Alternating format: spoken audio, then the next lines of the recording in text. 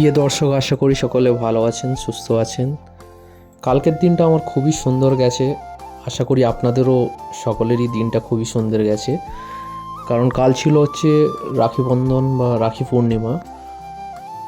রাখি পূর্ণিমাটা হচ্ছে এমন একটা দিন যেখানে হচ্ছে আমাদের মানে ভাই এবং বোনেরা যে যার ভালোবাসাটা অ্যাকচুয়ালি প্রকাশ করে এই দিনে।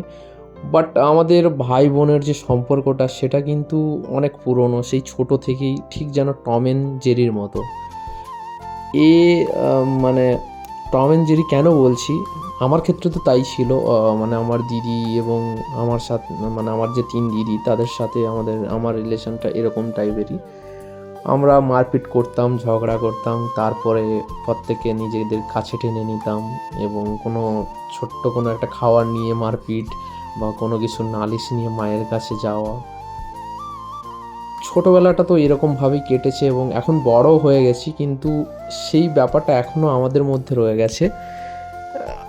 আই থিঙ্ক প্রত্যেকটা ভাই বোনের মধ্যেই এটা এখনও আছে প্রত্যেকের, আমি যেটা মনে করি। আমি তো খুবই লাকি যে আমার তিনটে দিদি প্রত্যেকেই আমাকে সমানভাবেই ভালোবাসে।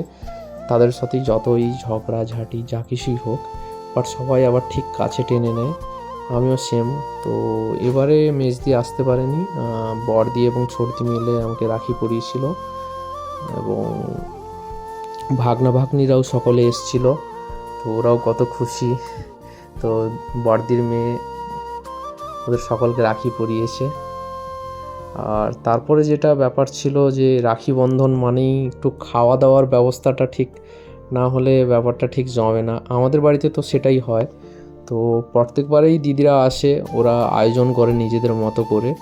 তো ছোটদি আজ সকালের রান্নাটার পুরো আয়োজন করেছিল। তো বেগুন ভাজা, পটল ভাজা, একটা সবজিও ছিল, আর সঙ্গে ছিল মুগের ডাল, পমফ্লেট মাছের সর্ষে বাটা, ইলিশ মাছের সর্ষে বাটা। যেহেতু রাখি পূর্ণিমা, তাই এখানে মাংসর কোনো চল নেই।